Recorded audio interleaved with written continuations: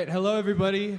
My name is Max Hirschfeld, and today I get the pleasure of introducing our next guest speaker. Now, our next guest speaker, he's revolutionizing an industry right now. And in order to revolutionize this industry, he needed a pretty serious resume to do so. Scott Kucirek has been a Navy airman. He's also been a Berkeley grad of both Berkeley undergrad and Berkeley Haas. Everybody go Bears. Go Bears. And he also successfully developed a real estate company that has gone to IPO. Now, Scott's newest venture is very, very near and dear to my heart. He makes chocolate bars. And now, I'm sure everybody here is enjoying them. If you don't have them already, you can go get them right here. And Scott is really doing something that I feel would make Willy Wonka so, so proud. So without further ado, I'd like to introduce Scott Kucirek as our next guest speaker. Thank you. Scott, I guess I should mention something else. It is obviously the two of us, because Rebecca is not joining us. Rebecca has been traveling and is feeling under the weather, and in light of that has decided that maybe it's better if she doesn't come to class today. But that is fantastic news, because Scott has so much to talk about, so I'm actually secretly kind of thrilled. So welcome. Well, thank you. Thanks for everyone. This is a tough time slot. I don't think I was going to 6:30 classes when I was an undergrad, so kudos, and hopefully you'll have a little candy and enjoy it here so you'll understand a little bit of what we're doing. So it's interesting because you have talked on campus quite a bit. I'm just curious, who has heard Scott talk before? Fantastic. I love that. Is there one person in the back? No, I think someone was just scratching. So I'm glad, because this is maybe a new audience for you also, because you are a Haas grad, so we have Haas students in the audience, but we are from across the Cal, a lot of CS students, a lot of engineering students, so this will be really fun. So just because there are a lot of students here, I just was wondering if you could start at kind of where everybody is in the audience, if you could tell us a little bit about your experience at Cal and getting into Cal. Or not. Yeah, so that's an interesting story. So way back a long time ago, I'm much older. Many of you are younger than even my daughters, which is just amazing. But I love your enthusiasm from the people I talk with. When I applied, I grew up in Merced, California. It's a very tiny town. There's actually a UC there now. I can't believe it. That you would have never thought that would have happened. And I can tell you my daughters would never want to go to UC Merced since they've been to Merced. But for those who've been there, or you know people going to UC Merced, it's a fine school. But I applied to Cal. It's the only place I applied to. I was valedictorian in my high school, Merced High.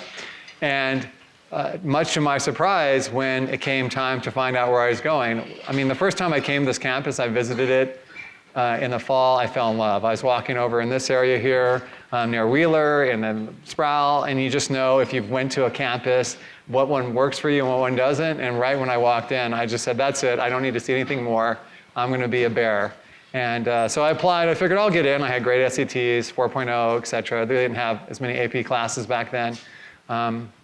But then when the time came for receiving, this is way back, no computers, people. You had envelopes that came in the mail, the fat package or the thin package. And I had the thin package.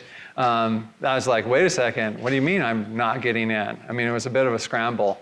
It was kind of shocking. I thought for certain I'd get in, but you know, life is like that. Sometimes you don't get what you think you're going to get. And it was another problem for me too. When I grew up, my father passed away when I was 3, and I was raised by my mom, who's a single mom at that time, and I had a younger sister. And so we didn't have any money really. And I had scholarships from the high school because the people who donated the land that became UC Merced used to donate money to students at Merced so they could go to college, because so few students did go to college from the Central Valley. And I needed an application, I needed an accepted college letter to get essentially $12,000 to $14,000 in scholarship a year, which was how I was going to pay for college. So I was in a little bit of a panic at that time. Luckily, I had a friend who was a year older, and he was going to St. Mary's College. You may know St. Mary's. It's good basketball. Yeah, it's much better than Cal's basketball, unfortunately. But it's just a little private liberal arts college. he really enjoyed it, and so he heard about my situation. He said, you should call up St. Mary's. I'm sure they'd be pleased to have you. And literally, I called on a phone. I asked for the Dean of Admissions, which is funny because, if you called Cal and asked for the Dean of Admissions, one, you wouldn't even get somebody who would answer, and two, there's no chance in heck they're going to get you to anybody in the admissions department. But St. Mary's is a private college, smaller, and the dean got on the phone and talked to me. And after you asked my SATs, my AP scores, and just the regular stuff, he says, how quickly can you fax me your transcript to prove this? So I had to go find a fax machine at like a Copy Central. I don't even know what the company was back then, but you had to drive somewhere to use a fax. It was like super high tech, and I got accepted. So then I thought I was going to actually go to St. Mary's. Came up and visited. Everyone's really nice. And then in the summer, when I was coming back from a bike ride, I got a call, and I answered the phone, and it was somebody from the engineering school, because I applied to be an engineer at Cal. And they said, oh, we've made a mistake in your application. I would apply to bioengineering program. That's what I wanted to do at that time. Bioengineering was a very small, no one knew about this program. There wasn't some beautiful building over there. There's only 3 bioengineering programs in the whole country at that time. They said, we made a mistake. We can't get you in bioengineering, but we can get you in nuclear engineering. Is that good for you? And I knew I could transfer back to bioengineering really quickly, so I definitely said yes, and I'm so happy I did. So things changed. I actually went back up to St. Mary's, drove up and thanked everyone, the dean, a bunch of people who were more than kind to let me on a last minute notice. But I said my heart's at Cal, and I want to be an engineer at Cal, and it's the best engineering program in the world. So no offense to you, St. Mary's, but I got to go to Cal. And thank God I did, because I loved it here. And so did you end up studying bioengineering? Yes. Yes, you did. Yeah, actually. How did that work? Well, I wasn't certain if I was going to go to medical school. I was also looking at artificial replacement of limbs. At that time, this might be hard for you to imagine, but in the 1980s, the limbs you had were essentially something you could have seen in the 1920s or in the 1720s, like a wooden leg. It was really bad. And there seemed to be some movement in material sciences that people were discussing that there might be a way to do this differently. It turned out to be very true. It was a major breakthrough. Once people gave up on the idea that a limb had to look like a limb, but it had to start doing the stuff that your limb was doing, and that was more important and fit okay, then material sciences, which they have a strong material sciences department here and stuff, that's when you started seeing blades and all sorts of the revolutions. Like now. titanium. Yeah, that'd be the beginning. It was just starting. People were just talking about it then in the 80s that it was possible maybe. So that was interesting to me. And so I did study it, and it was funny because it's a very brutal, all you in engineering know how tight your curriculum is, but this was the worst of both worlds. I was running into engineers for half my classes and then pre-meds in the other half. And so everyone was just studying, trying to get into med school or get into graduate school in engineering. But a few years into that, I realized I didn't want to spend my entire life in a research hall, underneath a building studying the response of frog ear cells. So I said, I got to do something different. So what did you do? Yeah, so when I was a junior, and I was doing quite well at that time, I think I had like a 3.9 or something. I mean, I studied all the time. I had one life because I needed my scholarships to keep going to school, and I did not want to go back to Merced. I mean, I spent my 18 years there. So I just said, I don't know if I'm going to do this. I got to look at something else. So I'd always been thinking in my life about potentially flying. So I went down to Oakland. They had a recruiting center there that has Army, Air Force, Navy, Marines, all in one building at 15th and Broadway. It's not there anymore. And I just decided I'd go in there and see what was available. I didn't really know much about it. You go in the building, and at the first floor, there's a level for each one. One's for the Air Force, second's for the Army, Navy, and Marines, or whatever. And I thought, well, if I'm going to fly, I think it's harder to fly if you have to land on a ship than just to land on a big airfield. Merced was near an Air Force base at that time, Castle Air Force Base, that had B-52, so it was a big base. So I just went up to the second floor and just walked in and found a recruiter there and said, hey, I'm thinking about doing that. And he asked me a few questions, and then the next thing I know, I was taking a bunch of tests, and then somehow I passed them and was accepted to the program. It wasn't ROTC, I was too far along for that, but it was at the time when Reagan was president, and he was trying to build up the Navy to 600 ships, and they needed a lot more aviators. And later I ended up working in that facility as a recruiter, and I didn't realize what an incompetent idiot my recruiter was because of the way he handled the whole situation. One of the tests at the end was a test on sailing and navigation and flying. And he said, okay, you got to take this test and you have to get a 5 out of 9 on it, which seemed pretty basic. I said, I don't really know anything about flying. I've never been on a plane. I've never been on a ship. How the heck am I going to pass this test? And he goes, well, if you don't know the answer, there's a bubble, it's a bubble scantron. Just say you don't know. There's a choice for that. It won't penalize you. That was completely wrong. It did penalize you. And so on all the other tests, I got 9 out of 9. On that test, I got 5 out of 9. I just barely scraped by through just having a decent engineering background from Berkeley. But that was it. And that's how it started.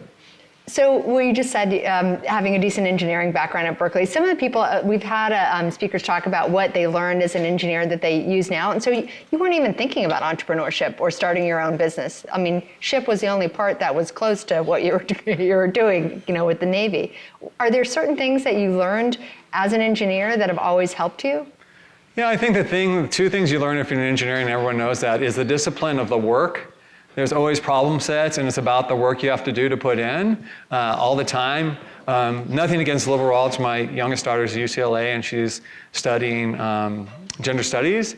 And so it's just a different mindset. You have a lot of reading, digesting information, and then you write papers to reflect on whatever you're talking about at that point, which is another way to learn. But in engineering, it's solving problems, problem sets, learning the skills. And so I think in entrepreneurship, the world is more like engineering. And you'll see why so many engineers are successful, because in entrepreneurship, you just keep getting these real life problem sets coming at you every day with unknowns you don't know, variables you don't know, and you have to learn to parse through the stuff, get down to the key issues that you need to solve, and you have to solve the problem. And it doesn't even have to be perfect, but it has to be enough to keep you moving forward. And so that kind of idea of just coming with a very pragmatic, non-emotional focus of let's just solve these problems today and the ones tomorrow and keep going. I always tell people who are starting companies, I said, it's not that you have to get everything right. In fact, trying to get everything right when you're in a startup will lead to you being out of business. It's like a very fast train going down a track that's being built as you're doing it. And if at the end of the road, you still have 60% of your trains on, then you won. If you have 40, you fell off and die. But you only need 60% to make it. So you're going to have a lot of horrible casualties along the way that would seem devastating, especially to big companies where there's zero tolerance for risk and failure. But in a startup, you don't have time to be perfect. You just have to be good enough to make it to the next day and the next day and the next day. And then over time, you might build something. So that's so fascinating, because then you went into the Navy. And that seems opposite of what you have to do in the military. Not really. So in the Navy, all the different forces are different. What some people don't know is every branch of the military has people who are flying aircraft. It just happens that the Air Force has the most and the Navy has the second most, but the Marines have a lot and so do the Army. But the philosophies are a lot different. In the Navy, you're told what you're not allowed to do, and you have to figure out the rest. In the Air Force, you're told what you can do. So the flight planning is done for you. When you show up, you essentially are a trainer for an airline, a pilot job in the future. Nothing against anybody in the Air Force here, but seriously, that's how it is. In the Navy, you only get the right to go fly if you do your job, your primary job right, and you don't break the rules. So there's a lot more planning and scooting around and improvising in the Navy, I'd say, on any mission, because things come up with the aircraft all the time, and you're always focused on what could be going wrong. And if it does go wrong, how do I get out of this situation? So it's, again, always it's a dialogue for how many people in here have a pilot's license or have flown? Right, so mainly all you train about is on failure. And if you're in engineering, you're always worried about failure. Will this beam fail? Will this road fail? Will this building collapse? Will this program not work? So it's a similar thing. It comes into play there. And then how did that evolve into business school? Well, I was doing the Navy. I enjoyed it. I enjoyed the people I worked with. I enjoyed learning. It was very fascinating. But I also realized over time that the Navy is not a great place to build a family because you move around a lot, and a lot of the senior officers had horrible family lives. Their kids didn't talk to them. They lived on another coast. I didn't think that was what I wanted to do with my life. And then two, I was fortunate enough that some of the senior people in my squadron were also very intelligent people, went to UVA and other schools, and it was weird. In the Navy, there was a group of people. Did you say that to make me feel better? Because I went to UVA. Okay, well, this is a good school. And so the people who went to, I would say, better schools, I don't want to bias against schools, but there's schools where it's harder to get into and you generally have smarter people. Those are not all the people necessarily in the Navy as naval aviators, because there's no correlation between really being smart and being a good aviator. I knew people who could barely do math who were amazing aviators. But But when you were having social hour or talking or hanging out, you just didn't have anything to say to some of these people. So all the people who went to better schools and had more liberal focus, the Navy was also quite conservative. A lot of stuff I found abhorrent about homophobia and racism and stuff were rampant. It was like the backbone of many of the people in there because where they grew up and their expectations of what they had. So those of us who weren't in that category soon aggregated together, probably how you do in your classes when you hang out with people you like to talk with and don't hang out with people that drive you crazy. And so many of those people were smart people who were ahead of me, and they said, you're too smart to stay in the Navy. And even some of my senior people were like, you can't stay in the Navy because it doesn't reward meritocracy. It rewards time and grade. So, and it just so happened at the time we were coming in the military, which was actually a lot of smart people coming in. Before that was after post-Vietnam. So only people left there were kind of people who didn't want to be in and people who weren't that bright in actuality, who had just kind of hung on long enough and survived all the negative feedback from society.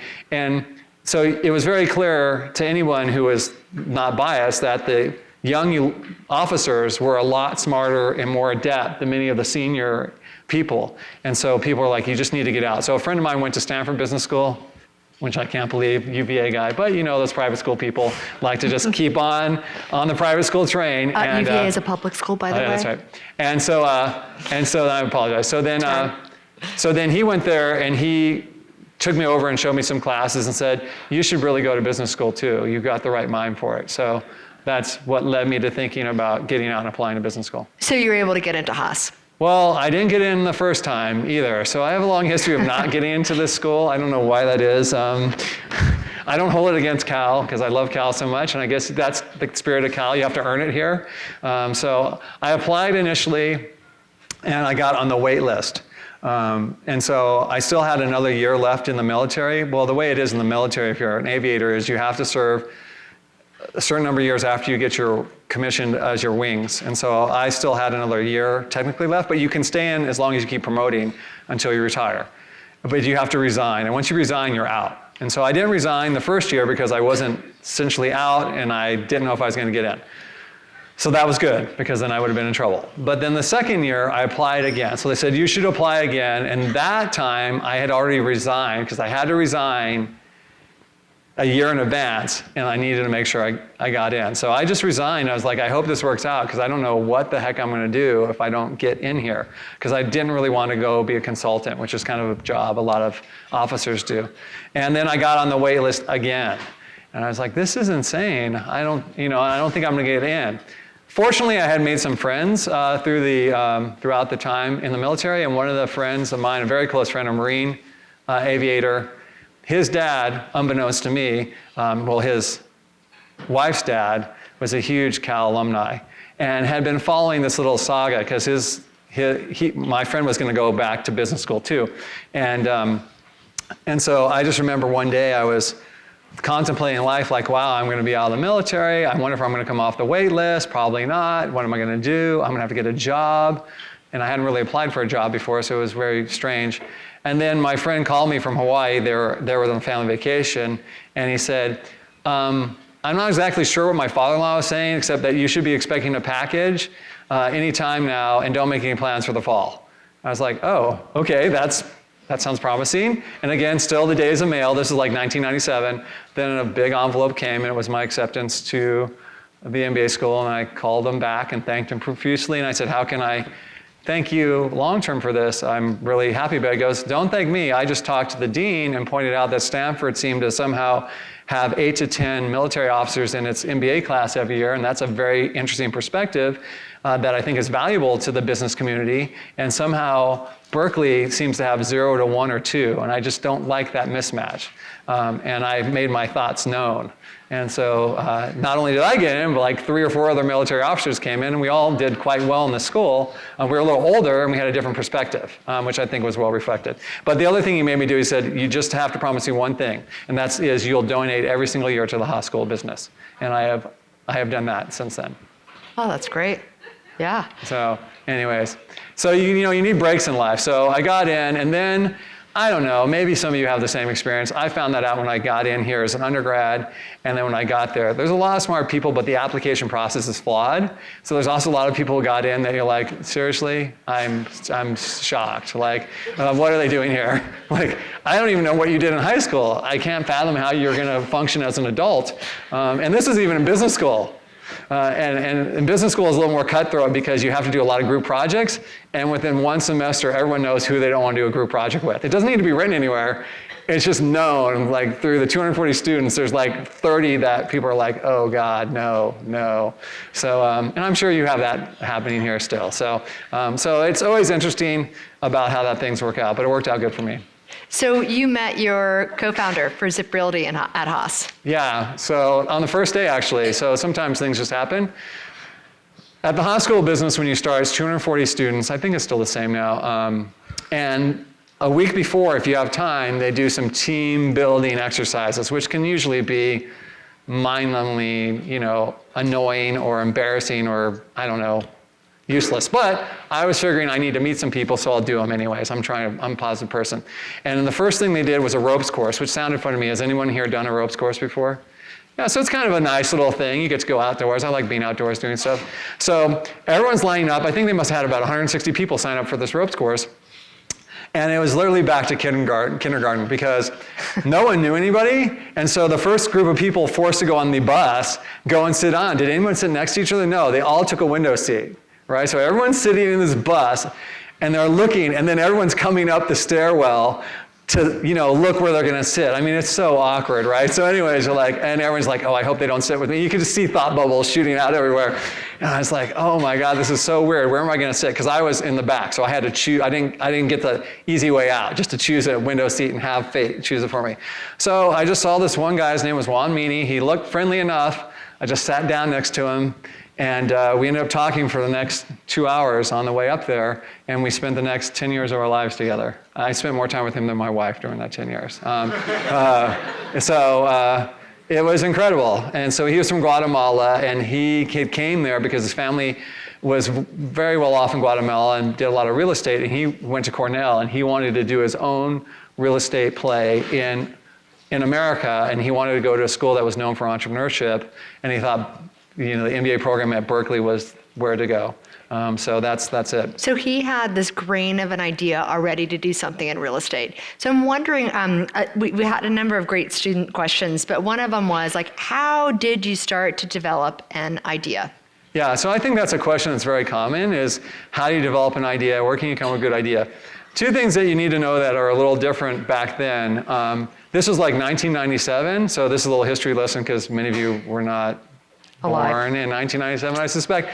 But it was a dot-com era, right? This legendary era where there's money flowing from Silicon Valley and startups were just essentially a thing on a napkin, which is true. And people got millions of dollars and made millions of dollars with ideas that had no validity of being existing. But that's the power of a human imagination. So that environment was very viral here up on that side of campus. So people were coming here to start businesses. And so everyone was talking about it all the time. But I think the thing that was important to realize was many people talked about businesses I didn't care about. I was more focused on consumers.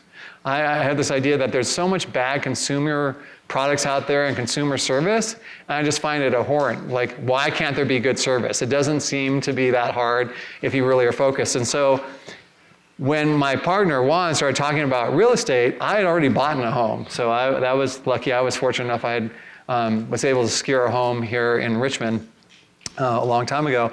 And I felt that process was ripe for change because it was terrible. I mean, it was just inefficient, horribly done. So when Juan started talking about that, I was like, this process is really bad. And as we started doing more research, we realized how bad it was for all constituents. And it was something I was interested in as a personal experience. And I felt there was an industry that hadn't changed and could be changed with technology and more transparency. So what was the initial idea that you all had? Well, we took 1.5 years to kind of get to the final vision. We ended up doing 3 separate companies, all kind of real estate focused and all trying to leverage tech. We evolved to it. So at that time, there was an incubator that just started. Now you have what's the deck called? The Skydeck? Yeah, Skydeck. I mean, there's this beautiful place up there. Well, at that time, the Bancroft Hotel up the road had a basement, and they had some cubicles with old desks and 46 computers, and that was the new hub for entrepreneurship at Haas School of Business, which was exciting because it was actually a place to go. And we got in there. So we started companies. They're all focused on that. That first summer, we started actually a company to improve finding rentals. It's called Global Rents, and we got an actual company from here. At that time, Craigslist didn't exist, and so if you wanted to figure out where to rent a place around here, you went to 1 or 3 or 4 places that had lists of names. You paid them $60 to $70. They gave you this very antiquated printout, and you go chase around town trying to secure somebody's bedroom or whatever it was. It was quite challenging. And so we said, well, this is terrible. This could be a lot better. So one of the groups agreed to let us build a website, and at that time we had a third partner who could program. And so we built this website, and we somehow convinced the Haas School of Business to give us the names and addresses of the incoming class. That took an act of God, like 20 meetings with everyone for privacy issues. We said, my God, we're students here. We're not going anywhere with this.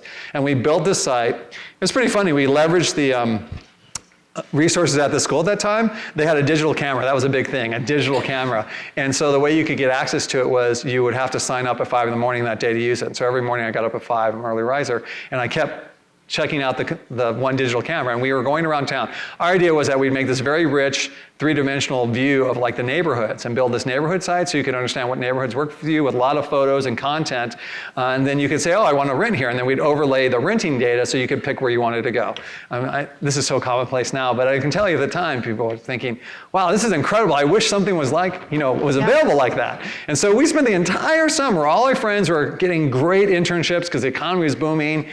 All their student loans are being forgiven, driving up in new cars in the summer, and we're like schlubbing around on our bikes, taking photos of parks, neighborhoods, ice cream shops, favorite restaurants we liked, typing up code and stuff. Anyways, we launched that site. The people actually used it. If you ever want to get feedback on honest feedback, just ask 240 MBA students how your website's doing.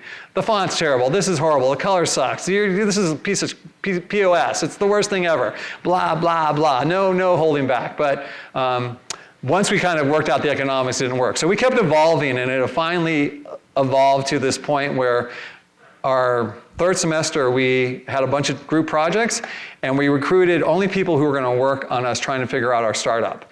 And so we took classes specifically, 2 market research classes, a statistics class, an entrepreneurship class to write the business plan. And by that time, everyone in the school kind of knew we were serious about it, so no one wanted to work on our project because they would actually have to work. I mean, we had these very powerful meetings. We're so serious. In our little incubator space. Okay, if you're on this thing, you're like an employee here. You got to do this work. You got to show up on time. If you don't do it, you're out. You're dropped because this is what we're doing. We're not goofing around. This isn't just some project. So once the people heard all that noise, they were out. Don't forget it. So the only people we ended up having on our projects were all one-year foreign exchange students, which was amazing. They're all great, but it was pretty funny. And so as we were building up this business, we came to a point where we realized we were either going to do a company that was going to be software for real estate companies or build our own real estate company. And we had conducted market research studies of like 2,000 agents. I mean, it was pretty well done if you get the resources behind it. And we realized really quickly after a market research study and technology used by agents in the Bay Area that hardly any of them were even using email. And we're like, my God, if agents in the Bay Area are barely using email, what are they doing in Iowa? I mean, it was like, this is not going to go. There's no one to sell this software to. It's not going to work. We just need to use it for our own brokerage. And then we did a lot in introspection. Do we want to run a software company, or do we want to run a company with people and be a real estate brokerage?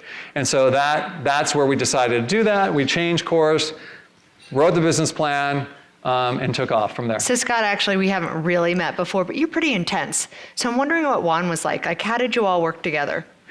Juan, so Juan was a little bit of a stereotypical Latin American temper guy sometimes, very mellow, very smooth with people, very personable, very helpful in raising money. When we were going to raise money, a lot of the VCs on Sand Hill Road, they all had assistants in the front, and Juan would remember all their names and had a little Latin flair, and they just loved when Juan came in the room. Like, I could just not even care. I just wanted to go talk about what the potential business was, but he did something that's very important. He was building out relationships with the team there, because even though they were just the personal assistants or whatever, they had influence in those decisions. If you weren't nice to those people, you're out. no matter how good your business was, because the venture capitalists don't want to fund a company that their staff doesn't want to work around. So, there's likability there. So he was more of a big picture guy. I was more of like execution. Let's get the Gantt chart going. Let's get the checklist going. Let's get stuff done. Did you give yourselves titles other than co-founders? We kept co-founders for a long time. Once after we got funded, after a while it became clear that Juan was spending all the time with the investors and keeping them happy, and I was spending all the time with the employees, and that was better because sometimes if the employees didn't do something right, Juan would like lose it and yell at them in not a productive manner. And I was like, Juan, you gotta stop doing that. And he'd feel bad about it. So we said, maybe we need to split this up. Why don't you be CEO and I'll be the COO, and then I'll run everything below and you run everything above. But we had a rule. We would always agree on every major decision. And if we couldn't agree, we would go outside and walk, no matter how long it took, and talk it out until we both came to agreement. So we compromised or someone agreed to do the other person's side, because we never wanted to show any of the employees that we weren't in total unison.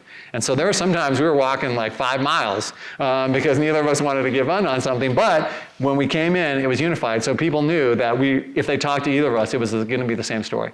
So did you know that you wanted to get funding? That you wanted to go to VCs immediately? You didn't want to bootstrap it or? Well, as we were going along, at the beginning, we were just trying to get angels. Again, the world has changed so much. The number of funding sources was so different back then. So angels back then were just, maybe $50,000 to $100,000. Now angels write checks for $1 million, $2 million. Trust me, I've met many of them currently. And VCs had different tiers. There was like the seed round, the mid-level, and then there's the mezzanine group. And they kind of had a little food chain that they'd feed each other up the chain. And so we said, well, we'll just try to get $600,000 or $700,000 of seed money to do this. And we were talking to smaller angel funds and stuff like that. But along the way, we ended up working with a guy named Mario Rosati from Wilson Sonsini Goodrich and Rosati. He did a class called New Venture Finance, which was like a boilerplate on how to negotiate with VCs. Here's a term sheet. Here's what they're going to tell you. And we kept showing up to his office hours relentlessly because he had them, and it was free service. And after a while, he's like, I guess I got to take you on, because he had a service where if he thought it was promising, he'd appoint a lawyer to do your legal stuff. And that lawyer turned out to be really helpful and said, why don't you talk to this accounting firm, PricewaterhouseCoopers, they'll get you on too. And we met a partner there, and that partner loved us. And it was very easy. When we explained our concept of zipRealty, which was very simple. Everything you see online now when you search for homes and stuff like that, we built essentially. We built it for ourselves, and then it wasn't something you could do yourself. To get information on homes into a database is not easy. There's over 1,000 smaller databases called multiple listing services. They're run by local associations, which can be like 30 people. Some were running on something no more powerful than a drone. I mean, it was just frightening. And there's no standardization on the data input. So fields of 200 to 500 fields. We had 27 programmers in 3 languages at one time trying to bring all this data into some coherent form that you could push out to people that they could look at and actually analyze. But when we explain this idea, it's like, here's how it's going to work. People don't like shopping for homes. Their agents don't have information on the inventory. They would just rather see it themselves. They think they're being charged too much, and so they'd rather do this where they have more input on it. They can see what's going on, and they pay less. Now, here's the funny part. Agents are always upset too because they don't have enough customers. They don't know how to find customers, they're not good at marketing. The ones who are good get all the people, all the other ones don't get anything, so most of them don't do any business. Even though they're very good at doing the business, they're bad at marketing. And the ones who are good at marketing are really bad at customer service. And so you have this really disgruntled group. And then the funniest third part is the people who own all these brokerages, the owners of the brokerages, they are upset because they're not making any money anymore because they have to pay all their agents all the money. Like if there's a commission is $1,000, agents are getting $900 of it. And so they only have $100 to run the offices and all the services. So it's totally screwed up. So what if we just made a system where people could look at it themselves, work with the agents they wanted to, everyone communicate with technology, lower the cost down. The agents will work for less because we'll give them leads. We'll find the leads. We know how to do that. And then they can do more business on what they want to do. And we'll be the brokerage and we'll give them ownership. So we're all united. We'll give shares in the company and we'll provide them a car and a computer so they can actually do a real good job. And we'll focus on service. And so we would pitch this. And then I always call this storm clouds or sunny days. You show up, and within a moment, you could see like a storm cloud coming over, and you're like, oh my God, all right, here's another half an hour. I got to go through the dog and pony show because you never know who these people know, but literally this is horrible. These people don't get it. And then sunny days where people are like, I get it immediately. And those are far and few between. But Tracy Lefteroff, who's since passed away, he really believed in us, and he referred us to a VC who was looking to do a similar deal with a competitor in Texas. And when they heard about us, they quickly changed their mind, and I called it the Texas effect, because the average home price in San Francisco at the time was a mind-boggling $400,000, people. I don't think you can get a garage for $400,000 now. And in Texas, it was $100,000. So they liked our team better, and they liked the home prices here. There's more room for error, and so they ended up funding us and not the other competitor. It is kind of incredible. You totally revolutionized stuff. Everything is built off of what you all did. I mean, in real estate now, anything successful, it seems like. And so that company you then IPO'd with. Yeah, so it was a long route. It was 6 rounds of funding. I could do a class just on all those different rounds of funding. The second round was most important. We ended up meeting Bob Cagle at Benchmark Capital, and he was just coming off funding eBay. This is one of the greatest investments ever made in the world, because eBay never used the money that Benchmark gave them, and it made each of the partners about $500 million back then. So it was killer. Benchmark was at the top. They were going after Kleiner Perkins to unseat them as the dominant king of Silicon Valley. And there's a bunch of egos down there, trust me, on Sand Hill Road. And this was like the battle royale. Oh, these new people at Benchmark are trying to unseat the Kleiner Perkins, which is the established VC. And so we were in there. I never thought we'd ever get into Benchmark. But it turned out our first person who invested in us was a classmate with Bob Cagle from Stanford. And he had never, ever leveraged that before until he had Bob meet with us. How did that happen? People are always scared to ask somebody to do something. So how do you do that? Well, we were running through capital. So our first round, so instead of getting angels, we got about $1.2 million 2 weeks before we graduated. First time that had happened at Haas, where someone got funded before we graduated, which is good because I didn't know what other kind of job I was going to do. And both of us, Juan and myself, were married and had a kid. And so it was unusual. I'm like, oh my God, we got to get funding. And the pressure wasn't from us, from our spouses. Stop screwing around. All your friends have a real job. So you got about 2 months after you graduate, or you're going to get a real job too. So that helped us get motivated to get that. We ripped through that money right away, but we got launched. And we launched the website. And within 60 days, we had our first close. We had revenue. In dot-com era, no one had revenue. And we had revenue in 60 days and a lot more revenue coming. Even though our website was terrible, you had to just go through screen after screen. It was horrible. But people were so desperate that we had a cadre of people who were getting offers and getting offers accepted. So we were rapidly running through the money. I mean, it took us like 6 months to blow through it. And so we knew we were going to be like bankrupt. So a lot of people around that time blew through it because they were getting office space, they were getting hot tubs. Oh, we didn't do any of that. None of that. That stuff we saw that, we're like, this is crazy town. Like, I don't know what these people are doing. And if there's anyone who's on their board, they should be fired because it's just completely irresponsible and not, I can't live with myself if I did that. I came from a very poor background, and every dollar is so hard to earn, and people don't have money, and you can't be throwing people's money. And even rich people don't want their money thrown away. So we were just trying to build our company. So our partners, like Don Wood was his name, he's like, okay, I set up a meeting with Bob. This is it. And then we knew 2 things were on the line. Not only was it getting a good Series B, but if we blew it, our Series A might not bridge us to the Series B because they're like, oh, they blew it, I'm done. I'm writing you off. So luckily we had done about, 70 presentations before we talked with Bob. And we had a rule. We'd do a presentation as soon as it got done, and most of them were stormy clouds. Horrible stormy clouds. We'd go back, we'd leave the building, we would never talk when in the building, we had a little code, because you never knew who was listening, and we'd go in our car, and a lot of times in Palo Alto, it was freaking hot as hell, and we'd sit in that car, and we'd go slide by slide, and critique everything, and change the slides on the spot, and figure out answers to questions we didn't know at the time, or we didn't think the answer was good enough, and we kept rewriting. I guess it'd be like writing a novel. We kept rewriting the story of zipRealty so that the next time we showed up, the presentation would be better. We didn't push it off to later. We didn't say, oh, we'll do it, because we just get too busy. We just did it there, even if it took an hour and a half, and we're just sweating in the car and we're hungry.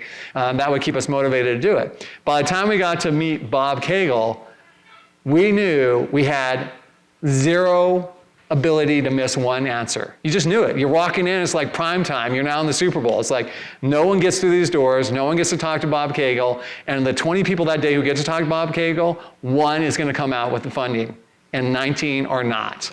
And so we went in there. I started asking questions. We knew we were doing well. You know, since you've been doing this, like, okay, this is going good. And then you're getting there, then you're like, wait, can we actually get through this whole freaking hour presentation and not have blown it? This never happens. And then right at the end, Bob threw out a wild card question, which always happens. Just when you think you're on the precipice of victory, doom, like a meteor comes at you. You're like, oh shit. Oh, excuse me. And so Bob's like, you know, I'm really interested in this space. Are there any other companies that are kind of doing something not exactly like yours, but trying to revolutionize residential real estate? Well, this is where you need blind luck. It just so happened another Haas friend of mine who was in the space had called me like a week before. My partner didn't even know this. So my partner's looking at me, he's kicking me on the table like, you got to answer it, Scott, because I got nothing. I got nothing here. And I was sitting there and I was just so laughing because I knew this was like the wild card that was going to be the test. And what no one at that table knew was I had an answer. Not only an answer, an amazing answer that I don't even think Bob expected me to know. Because my friend had revealed to me that Benchmark Capital had just put money into a title company that was going to revolutionize title. That's all the paperwork you have to do to make sure it's really your home. And I knew it. I knew a lot of details about it. So it was just literally like at the World Series, fastball down the middle, going real slow. You're like, it's over. It's going out. I'm just going to enjoy the moment. Click. Goodbye. And so are you talking about this company? Blah, blah, blah. I just went on for like a minute. Everyone's chin around the table dropped. I was like, mic drop, thank you, we're done. And that was it. And I was like, I'm out. And then we passed. And so, then we got the funding. Just curious, what was that title company? Are they around? No, that was a cross to bear. Like many companies poured money into Revolution Title and they all lost all that money. So you're working on zipRealty. And that was, so when was benchmark funding was before 2000? I would say 2001. So you're still going until you're chugging, well, you're not even chugging along. It must have grown hugely. Yeah, well, that was like $16 million. So yeah, we grew pretty big. And then we spread it out nationwide. We built a network. We started figuring out we created online lead generation for the real estate sector. No one knew about that. And we had a bunch of smart people who started really looking at, and this is really early, we weren't focused on SEO, which we probably should have been. We were on paid search, and we were just masters at.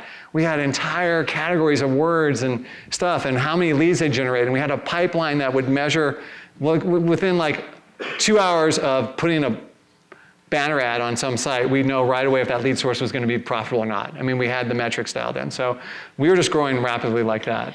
So we've had some people talk in the series about being acquired and how that went, but we haven't had anybody really talk about the IPO. Yeah, so there was a bit there where we almost got acquired. The Series C ended up being a joint venture with eBay, a company Bob Cagle was on, and they were trying to revolutionize their real estate site, which was terrible, and they're being killed by Realtor.com.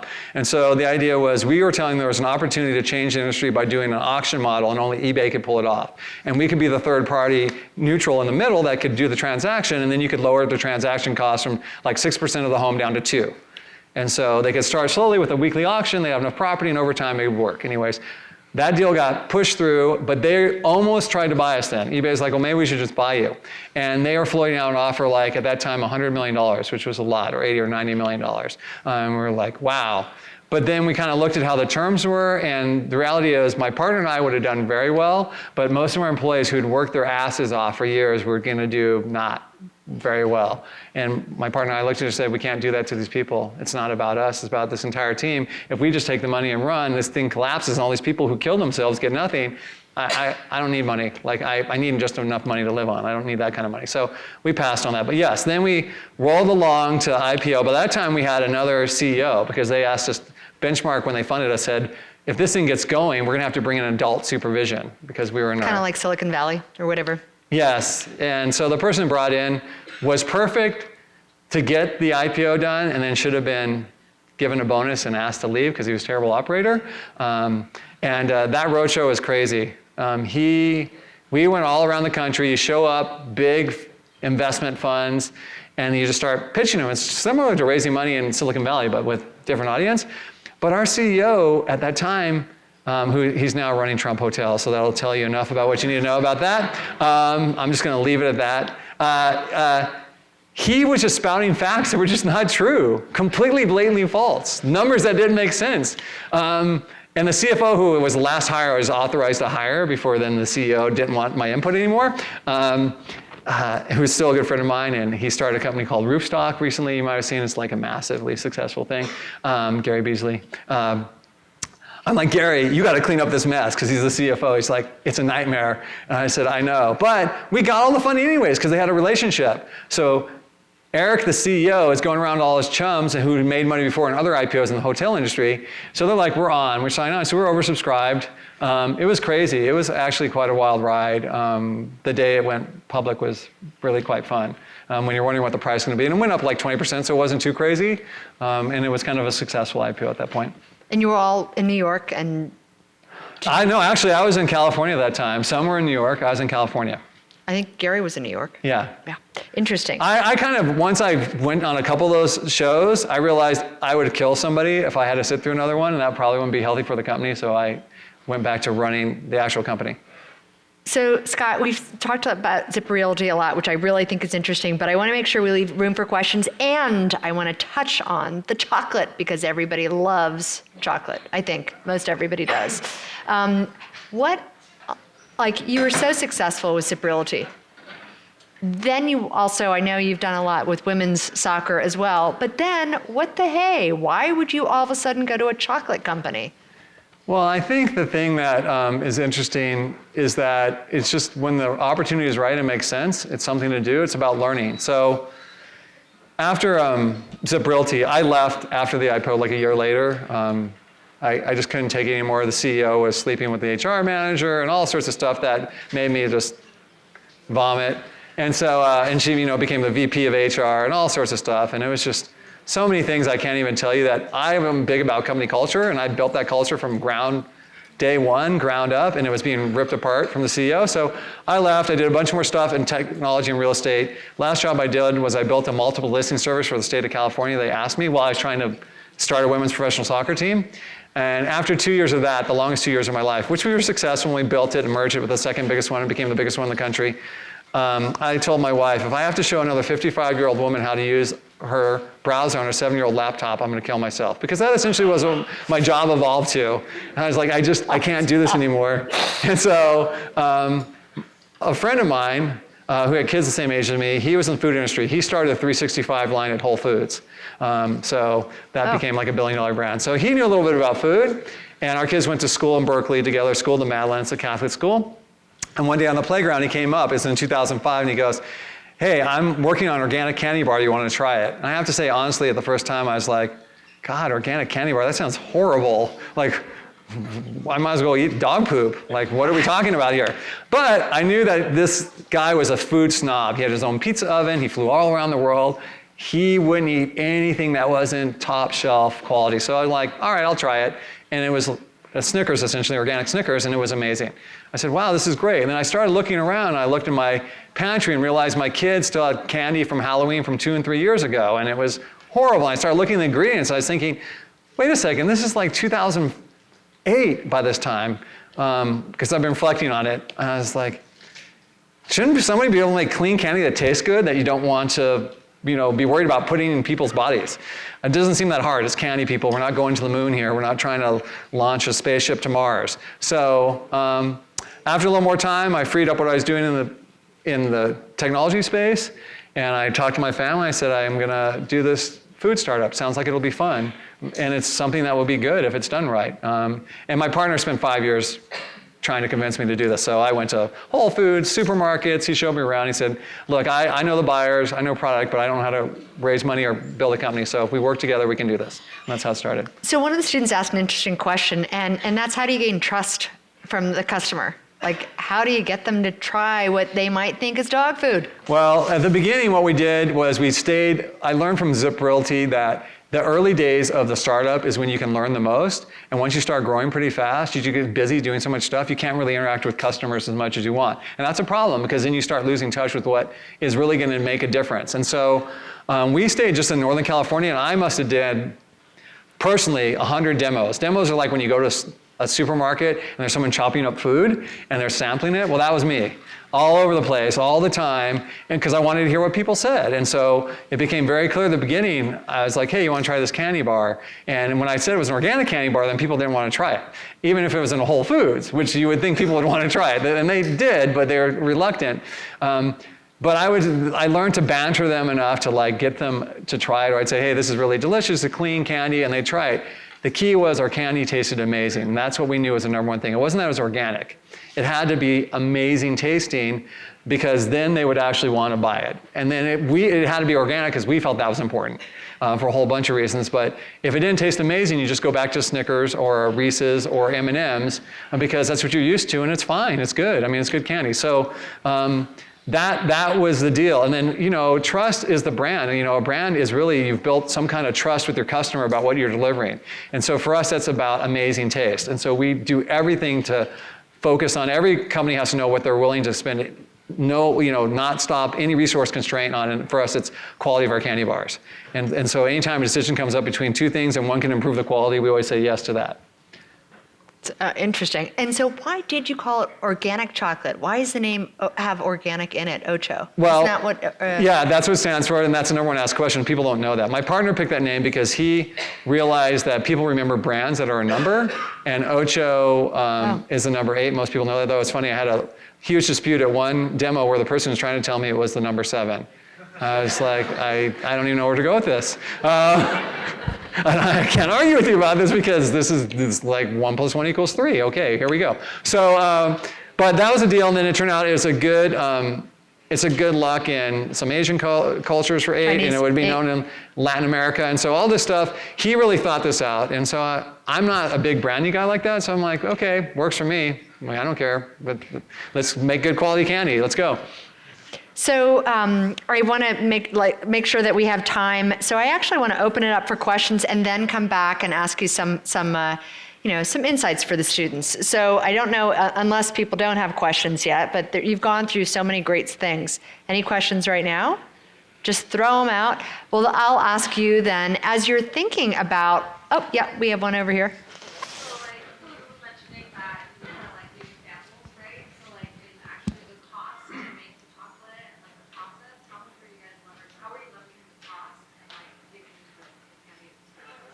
Do you mind repeating? Yeah, I got that. Yeah. So her question was, if you're giving out samples, how did you, use the cost? Because you're giving out the product you have and it's expensive, and as a marketing play. Well, the food industry, one, is super expensive. If you do the demos yourself and give out samples, that's the cheapest thing. Like me bringing samples here, that's the cheapest thing. At those times, what we haven't discussed was from the time we started till 2016, we handmade every candy bar. In fact, those first ones, I made all of them. And it took me a long time to make them. So when people just threw them in the garbage can or ate a bite, threw it away, I was like, oh my God, what are you doing? Do you know how long it took me to make that stupid candy bar? So we never looked at it that way. We looked at it as investing into building. It's like customer acquisition. So it was a different type of marketing. You could do a Super Bowl ad, or you could be at stores and do a lot of samples. And we felt that at least when we're sampling, right there, someone could buy. Point of purchase, it's called. And that was our best chance to get an actual trial, like a purchase trial. So, and then we ended up then doing hundreds, thousands of demos a quarter, which got very expensive. Then we stopped doing it because it got too expensive. I had to go get some chocolate because I can't talk about this anymore without eating something. But there is more chocolate up front. If you had, and you were welcome to come and get it, but if you, as you're doing stuff, as you're doing all this work, and you've been really successful, and I know you all are trying to raise money right now. Is there anything that you can think of through your career that you think was essential in giving you just have a positive attitude about everything? And gosh knows you've been dealt some lemons. Sorry, it sounds like you have. Yes. Like, what is it that you would tell students or anybody, how do you keep going? Well, I'd say a couple of things that are really important is you have to be passionate about what you're doing. If you're getting into a startup to make money, stop. Go be an investment banker. Like, that's a proven pathway to sell your soul and make lots of money, so go do that. You can sell your soul to entrepreneurship and be flat broke, no problem, and it's not even your fault. You need luck. So you have to be involved in something you really care about, and you have to be the most passionate about it. Because if you're not passionate about it, then who the hell else is going to be? And no one is out there wanting you to succeed. You're taking market share from somebody else. So, and the other thing is, I think, is that you just have to be very positive that each day you come in and say, look, I just have to move the project forward and live another day. I mean, she's telling the truth. We're in the middle of raising a Series C. In the last 4 years, we've never had more than 4 to 6 months of cash. As we've gotten bigger, we end up spending more cash. And it's looking good now because we're close to potentially getting something, but if nothing comes up in the next 6 weeks, we could be bankrupt. And I could lose a small fortune, and so could many of my investors. So it never ends like that. Like, it's just the thing that, but I don't dwell on that. I focus on what I can do, which is getting people excited about what we're doing and why it makes sense for them to invest in our company so we can keep growing. So I think just that persistence and positivity is the right combination, and showing up. You just have to show up every day, and you'll be surprised how far you can go when you don't give up. So, oh, yeah. From a business perspective or standpoint, how would your company go about dealing with the fluctuations of cocoa prices? Yeah, so we get asked that a lot. So the question was cocoa prices. So the good news for us is we don't make our own chocolate. We buy it from people who go harvest the beans and do that. And because we're buying organic fair trade chocolate, that's a small market compared to the large market around the world that Mars and Hershey's completely dominate and own. And so there's an ample supply of readily available fair trade organic chocolate because there's not enough people using it, which is another crime in itself. And then 2 is the price is already high.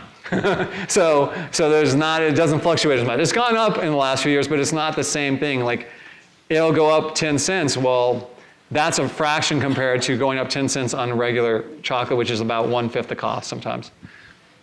We should one right here. Yeah. Thank you so much for coming over and speaking to us. My name is Ritika, and I'm currently an engineering student here at Berkeley.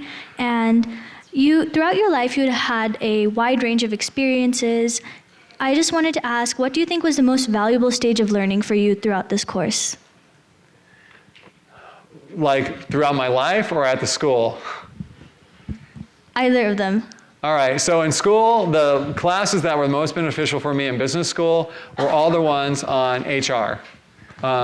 You always, no matter what business you do, I actually skipped out of doing corporate finance, which is like criminal when getting an MBA. You have to take corporate finance. I took accounting, and I can get through a spreadsheet. I wasn't going to be a CFO. But the thing you'll run into every business, no matter what you do, is you're going to run into people. Unless I heard some of the people I talked to earlier talking about AI companies. But then you'll create your own AI creatures, and they will still be interacting with you. So no matter what you do, you have to realize nothing happens without being able to interact with people. And I learned that in the military. So the 2 things that taught me about that, and it was reinforced, is the most important thing is your relationships with people and how you treat them, how you interact with them. And I'll just relate a really funny story from the military that made a very big impression on me. I was going to boot camp. Boot camp at that time for people going in aviation was like a movie called Full Metal Jacket. And if you've ever seen the Marine Corps drill instructors, every time I watch that movie, I start cracking up because I'm not there anymore. But before I started that, I was in the dining room, the chow hall, waiting, and we were told to be quiet because we weren't officially there, and we just happened to be sitting next to some sailors who were enlisted people who were off their ship, and they were eating and telling funny stories about their time on the ship. And one of the stories went like this. Oh, do you remember Lieutenant so-and-so, Lieutenant Jones? Yeah, that guy was an asshole. Yeah, I hated him. You know what we did to him? No, what? Oh, I got my friend down from hydraulics, and we took some fluid. It was very clear, and we lined his bowl because we coordinated with the people in the mess hall, and we kept lining his bowl with different fluids. So some days he'd have diarrhea, the next day he was constipated. This went on for a month. It was so fun. That guy never knew what hit him. And I was like, aha, I'm hearing something here very clear. You know, every person's so important in any enterprise, and as soon as you feel like you're above or you're better than or whatever it is, you are in a very bad position as a human being, and also bad for your business, because it takes everyone in that company to be respected and valued for what they're doing, and it could have just been luck of the draw that guy's enlisted and you're an officer. So those kind of things, I just think you have to really learn as much as you can about being good with people. Hi, my name is Jacob. I'm a bioengineering student, actually. So all right, there you go. Bioengineering. I had a question about, was there anything that you did as an undergraduate studying bioengineering to help prepare you to go into entrepreneurship in the future? I would say, as I alluded to before, Jacob, that I think the thing that is important is the idea about how you get a framework around understanding, especially in engineering when you have time constraints, what you're going to spend your time on and how you're going to solve problems optimally with the least amount of resources. And so any kind of framework around problem sets or any classes like that really gets you set up, because you have so much stuff you could be working on as an entrepreneur, but you have to like distill it down. And then when you get a bigger team, they all want to work on a bunch of stuff too, and the best thing you can do is narrow down. It's better to get 3 things done excellently than 10 things done mediocrely that 7 of them didn't need to be done. But it's also not better to only do 1 thing, right? So there's a balance between doing it well and then being too scattered. And that comes out, because you could probably spend more time every night reviewing like a physics problem set or something like that and doing extra problems. But at some point you just have to say, that's it, I don't have any more time. I've learned as much as I can for the investment, like return on time. Hi, thanks for coming. What was the biggest disagreement that you and Juan Mini had, and how did you resolve it? That's a great question. So essentially, near the end, when we almost ran out of money, which seems to be like, I'm immune to it now as much as I can be. It was a dot-com crash. We couldn't get funding. We had, I don't know, 600 agents. I mean, the payroll was massive. I just kept envisioning a bonfire oven with $100 bills just burning every day, and I didn't have a source of more dollar bills. And so we had to make a decision. And the decision was we had employee agents, but we started looking around thinking, well, maybe we don't need employee agents. Maybe they can be independent contractors again. And how would we do that? And so Juan was strongly in favor of independent contractors. And I was like, well, I think it might work better with independent contractors, but our differentiation in the marketplace is going to be employees. And so if we're going public, we need to have that little edge. And so what we ended up doing is, we had 6 months worth of disagreements. We ended up splitting the company up because we had to save money. So we took the East Coast and we turned them all into independent contractors, the ones who stayed. And many of them did not, but a lot did. And then the West Coast stayed employees, because that's all we could only afford employees on the West Coast. I mean, I hate to say that. And so then we ran a little experiment. And then once we got through it and we did get the funding, and they brought in a new CEO. It's a weird thing that we're trying to bring in a CEO, we didn't have funding, and we couldn't get chicken egg. No one wanted to fund us without a CEO, and CEO didn't want to come without the funding. So we kind of massaged that into a solution. And then the new CEO decided, and he took 3 months to decide, and he decided on employee agents. And that was the beginning of the end for Juan. Because then he felt like the CEO wasn't behind him, his partner had a different view of the future. And I have to say, Juan was much more in tune with what a total pain in the backside the CEO is going to be. And so he ended up leaving like within 6 or 9 months of that. And the CEO saw that and went after him. The CEO actually had a calculated way he was trying to get rid of all the old people. And he started with Juan first, then he tried to knock me out through numerous different job placements, but I kept succeeding and it drove him crazy. If there isn't a question, I am just curious, like, how do you keep yourself sane? This is really very stressful. Oh. What do you do? What do you do to keep yourself sane? I work out a lot. Every morning I'm at a CrossFit gym from 5:45 to 7:15, and then I've taken on trail running lately because my daughter. Like 700 hours, yeah. Yes. Go ahead. Yeah. Well, I wake up at 4:45 just without an alarm clock. So but I'm also like 9:30 tonight I'm asleep. Like I just fall asleep early. So, I work out a lot.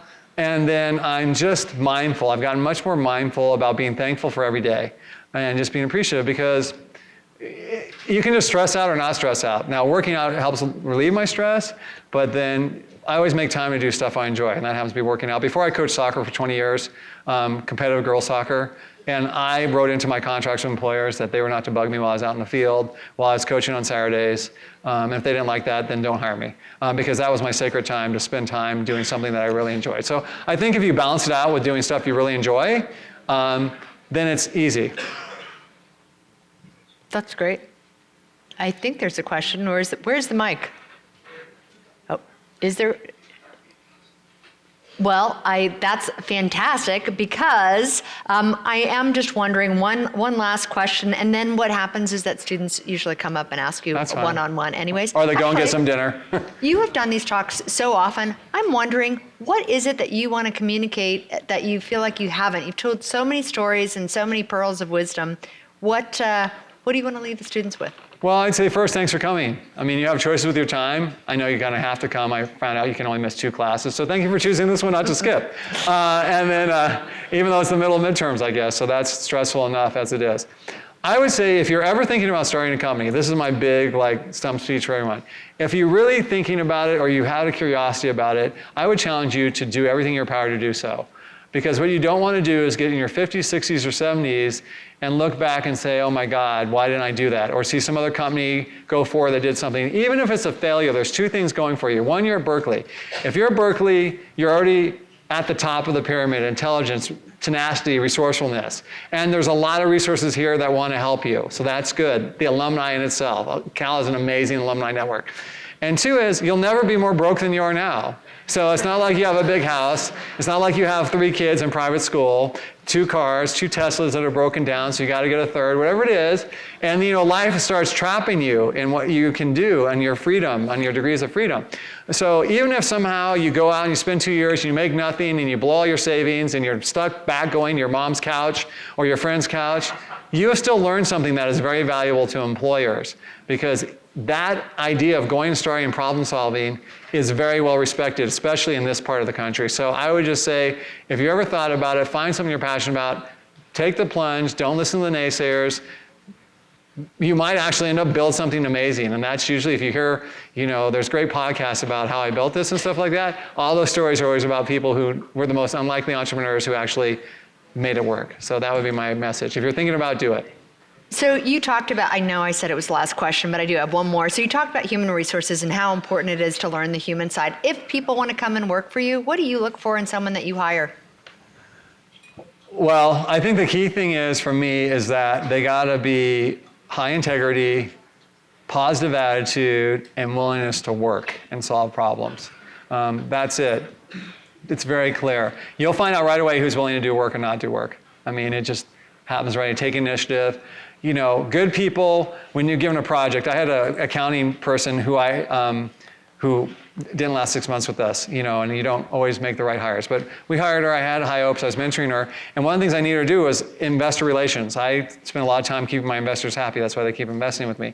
So I was like, hey, I need you to go out and get these cards and set them on my desk on a calendar, because I want to make sure I send out cards to all investors for the kid's birthday with the candy their kids like and all this stuff.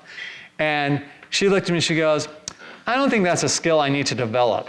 I was like, what, hello?